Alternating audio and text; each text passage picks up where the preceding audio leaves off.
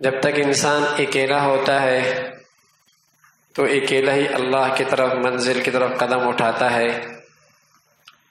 اگر اس کے ساتھ زندگی کا ساتھی بھی نیک ہو، متقی ہو، تو تعاون بڑھ جاتا ہے، منزل آسان ہو جایا کرتی ہے۔ اس لیے رسول کریم صلی اللہ علیہ وسلم فرمایا کرتے تھے، ازواجی زندگی کے بدولت آدمی کا ایمان مکمل ہوتا ہے۔ پہلا تنہا چل رہا تھا، شیطان بھی حملے کر رہا تھا، خیالات بھی بس اوقات گمراہ ہو جاتے تھے، نظر بھی بھٹک جایا کرتی تھی، قدم قدم پہ فتنے میں پڑنے کا اندیشہ تھا۔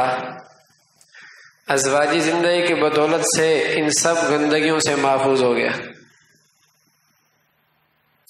یوں منزل کی طرف آنے والی ساری رکاوٹوں سے نجات پانا آسان ہو گیا۔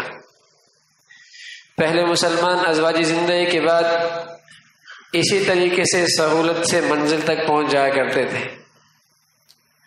وہ ازواجی زندگی کیا ہوتی؟ ایمان کا ترقی کا ذریعہ ہوتی۔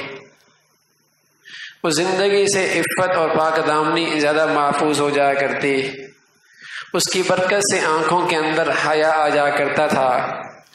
اس کی وجہ سے دل کے خیالات بھٹکنے سے محفوظ ہو جاتے تھے۔ اس کی برکت سے گھر محبتوں کا گہوارہ بن جاتا تھا، تنہائی ختم ہو جایا کرتی تھی، اور جسے کہیں کہ ہر قدم پہ آدمی اپنی زندگی کا ساتھی کو اپنا ساتھ محسوس کرتا۔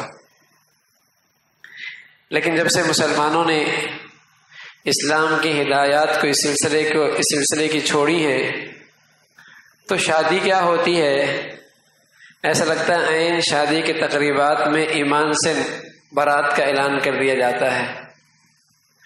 خوشیوں کے موقع پہ خوب اللہ کے غضب کو دعوت دی جاتی ہے، بجائے اس کے کہ اس ازواجی زندگی کے سلسلے کی وجہ سے آنکھوں میں حیا آتا اور گندگی کا ماحول ہوتا ہے۔